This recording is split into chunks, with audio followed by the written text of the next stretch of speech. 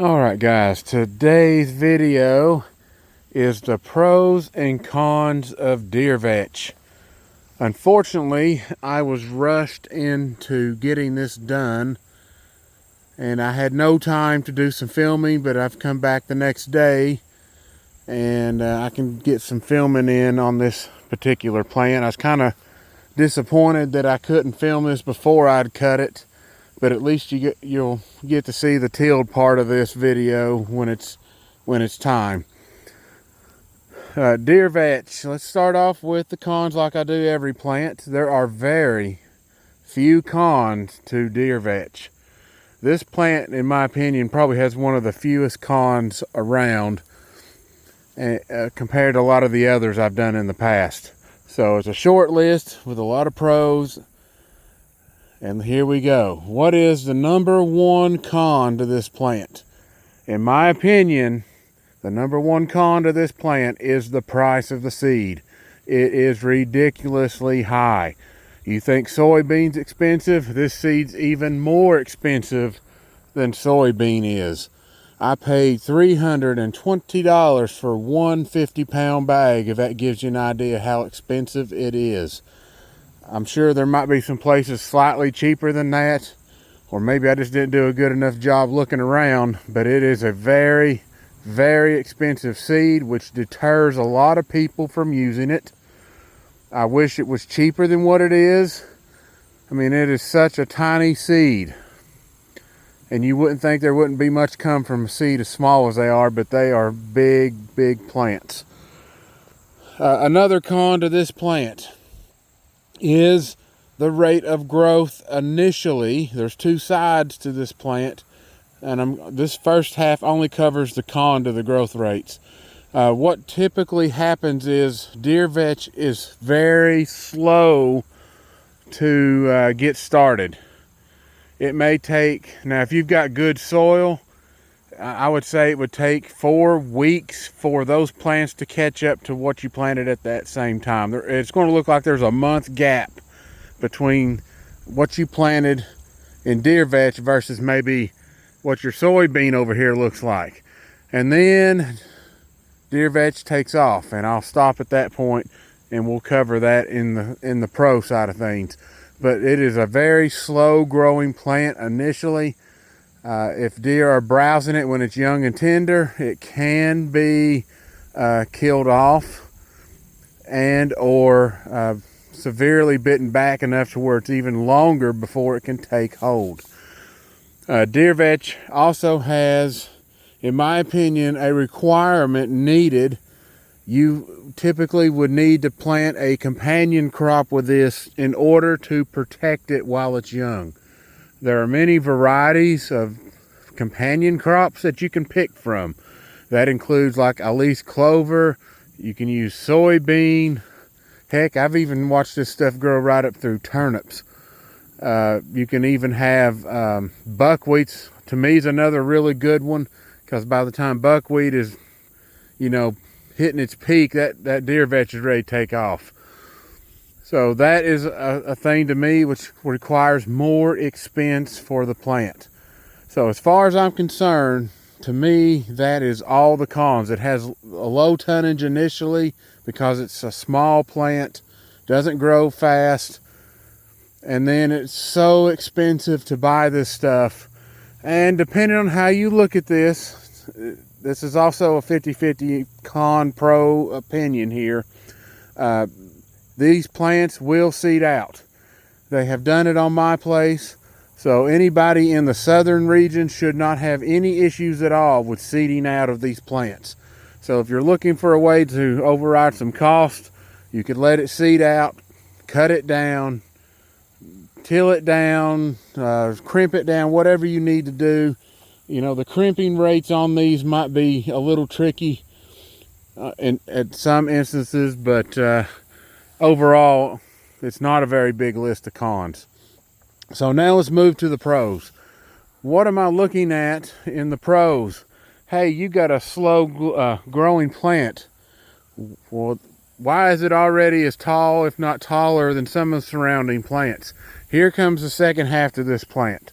Once you get past that 4 weeks under good soil, mind you, you will start seeing a rapid growth rate. It will kick in, take off, and it won't stop. And it will keep growing until frost hits, or extremely close to when your frost is about to hit, somewhere in that time frame. This thing will rapidly catch up to your other plants in just no time at all when it gets going. So let's talk about the tonnage, right? We go from a very low tonnage when it's short to an extremely high amount of tonnage when it gets bigger. The tonnage this plant starts producing under good soil conditions can be more than 10,000 pounds per acre of forage per month. When it's slow growing, obviously you're not going to get that. It has to ramp up in growth. This plant produces more tonnage than clover. It is also a legume. These plants are nitrogen fixers just like clover, and it's pretty much on the same scale as clover when it comes to producing nitrogen. Although I think once the plant matures, or at least starts getting into this size, your nitrogen levels actually increase the better these plants look and get, and of course the root structure keeps getting bigger. So your nitrogen fixing ability should increase as the plant develops more and more. When it's young, you're probably not going to hit what clover does, but eventually it will catch up to it and maybe even exceed what clover can do. So you're looking roughly, I would say a safe number is anywhere from 130 to 150 pounds of nitrogen produced out of these per acre. I'll take that any day on top of my nitrogen producing bacteria. So that's another bonus for this plant. Also, the attraction level. Now granted, I have a new plant here that deer are not accustomed to, but the attraction level for deer vetch is extremely high. Usually it's right around what you consider ladino clover or crimson clover. It is right there with it as far as attraction in my book. If you don't think it is literally barely a peg under that. That's kind of opinionated and depends on what your deer like, how many deer you got, competition for food. Obviously, I don't have a lot of deer, and this deer vetch probably wouldn't get near that tall if it wasn't for browse pressure. But it is a very hardy plant. It is heat tolerant. It is very drought tolerant. It is also very shade tolerant. It grows in extremely low light conditions compared to any of these other plants that I have out here in this food plot. It performs way better. I have stuck this under different conditions with other species right here. The soybean was dominating. There was other weeds dominating. There was sun hemp dominating.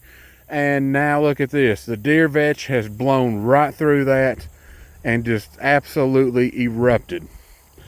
It is a very shade tolerant plant and can handle that type of low light. Also, deer vetch is touch sensitive. I kind of call this my scout plant because when you touch the plant, the leaves actually fold up. So let's just go ahead and not make him happy. And then the leaves will start folding up on their own. It's just a natural defense mechanism that the plants have. And I can always tell when deer have made trips through the deer vetch. It will look like that. Folded up, paper thin. And also when these plants, you can see this one here is folding up right now. It doesn't take long for this plant to react. But once you see drought conditions pop up, this plant is extremely sturdy. I had no die-off from the 4-week drought. Now granted, your growth rates are not going to be quite as good, but this plant held its own, and then when the rain hit, it flat out erupted. So you can see how the plant is closing off right there. And pretty soon he'll look pretty darn close to what that is. So that's how I can tell if something has been through my plot. and or when these plants start getting under moisture stress, they tend to fold up right here to protect themselves from searing heat, and it helps to trap moisture if necessary. Also, deer vetch has a very vigorous root system compared to some of the other plants I have set out. Based on the test runs that I've seen here, I think this plant is actually pretty darn good at busting through hard pans. I have seen many straight roots. There are some J roots and some that have grown on rocks, but the roots have managed to turn down. They spread great distances based on, a quick pull-up sample of what I did in the previous island video. That's just the tip of the iceberg of actually how much root is under the ground. They do an extremely good job of burrowing down in there, which is one of the reasons why it's really hard to pull them out of the ground without snapping the taproot off, because it's just deeply rooted. So this is another plant that works great at pulling nutrients up from the deep, and it also has a very quick growing root mass once this plant takes off. And that's basically what you're waiting on when it's young. That root mass has to take off, and then the plants are up and running, and they grow very, very fast. I've seen more than a foot of growth in literally less than a week out of these. And of course, I don't have the best ground, but you're talking a plant that can grow probably in the neighborhood of 7 feet tall. There is a possibility it could be higher than that, but I'm waiting to see how my soil responds to the vetch, because what you're looking at here is 5 feet. I had 5 foot deep plus deer vetch all through here. Obviously you can tell that this matted ball is much denser than the previous deer vetch era. I mean, it was night and day. The bad corner that was up here, well, I'll go ahead and show you. Last year the bad corner had maybe 1.5 feet of height on it. That's where this ugly looking corner is right here. And you can already see with what's just laying down here, we've clearly surpassed that little mark. I mean, that guy right there's 4 feet-ish. Yeah, right around 4 feet. Now up here's a part that I didn't till, and you can see just absolute massive growth and tonnage right here. It has encased everything. It will shade weeds out. It will shade out other plants. If your primary plant of choice is deer vetch, it will take over time. It has literally just about choked everything out up here, and it's still on a rapid pace. Although the boron level has dropped off, it should slow down here for long. Now, another positive for deer vetch. Deer vetch has an extremely good protein content. However, it will vary wildly depending on your soil.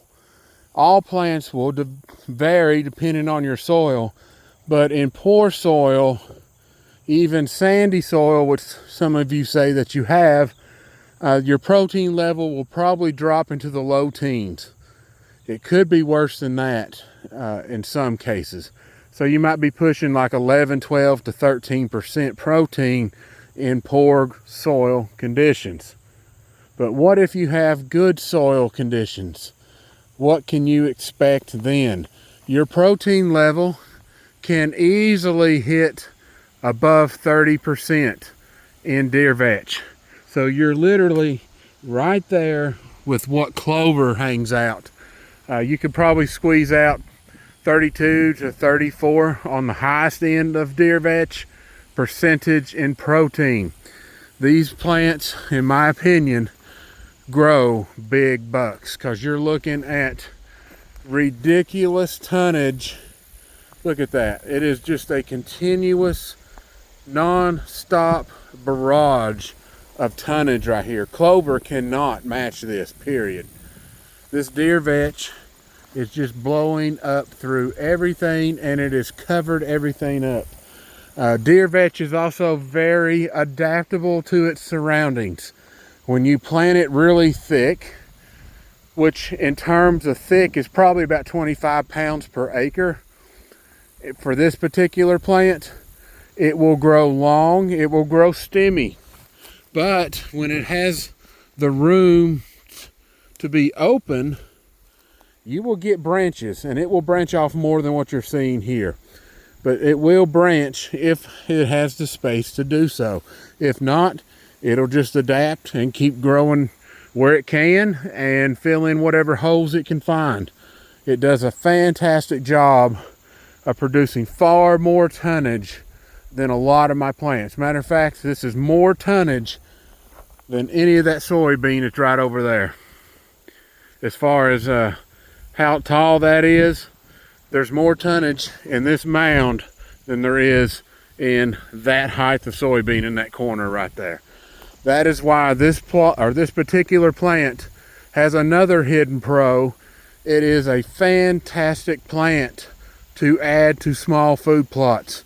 When you're trying to pack in as much food as you can, this plant can thrive in smaller plot conditions. It is very browse resistant, and every time a deer eats whether it's a limb, whether it's the main piece, it does not matter. But if it eats this piece off, it's going to start branching again. And it'll just keep doing that until there's so much pressure on it that it simply can't keep up with what's attacking it. A very durable plant, one of the most durable plants that I've got out here. Also is probably, as far as when you're watching your soil conditions improve over time, this is one of the most improved species of my entire planting or at least in the history of my planting, other than cowpeas. The cowpeas is the only plant that I have not matched it up against yet. And I think next year I'm going to attempt that and see how well it does. Now the cowpeas tried to come out into the vetch this way, but I had about a 6-foot gap and they couldn't get in there far enough to make a difference to me as far as, you know, gauging what vetch can do. But I guarantee you this plant could grow probably underneath that cowpea over there and still survive under that low light condition. So it may actually have a hard time killing it off because it is such a sturdy plant. So I would highly recommend this type of plant in your low size food plots. Even like I showed video up here in the island, if you have a special attraction plot, a hidey-ho plot, something that's, you know, just to draw deer in, this is a great plant to help deer tank up while you get your fall blends established.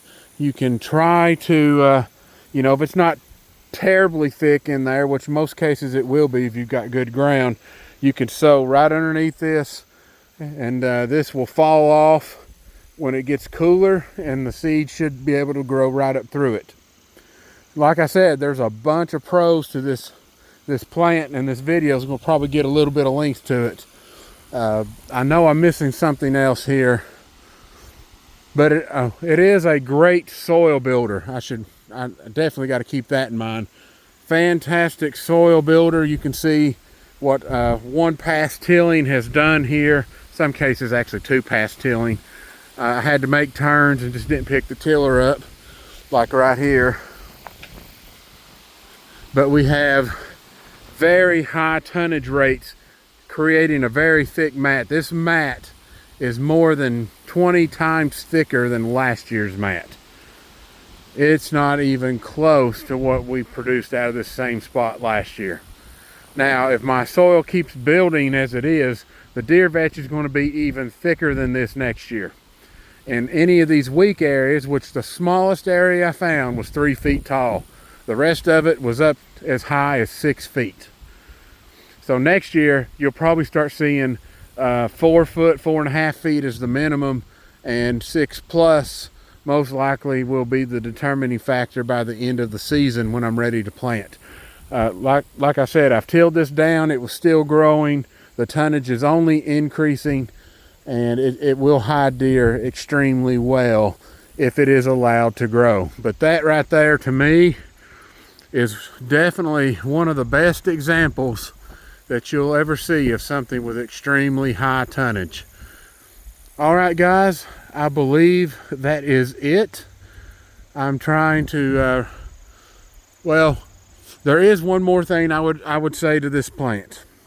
A little bit more detail on the root, then I'll stop there. Because of this deep ability of the root, and I'm doing extremely shallow tilling, this will help aerate my soil when those roots rot out. And then this next crop of plants can penetrate all those holes that I have under the soil when the roots begin to die off. So that will help your fall crop. It will help any crop that you choose to plant after that. It also does help draw in earthworms. I have found, you know, a lot of worms under here when I come through here and was tilling. I'd say offhand I saw at least 20 or 30 worms that were caught off guard here because this was so dark and shaded under here. There was literally nothing growing underneath it. All right, guys, so that is the end of the video for deer vetch. Like I said in my other videos, if there is something I have forgotten, I will create a second video to this and relay that information to you. But this plant is a highly recommended plant for your food plots, even though it is very expensive. You all have a great day.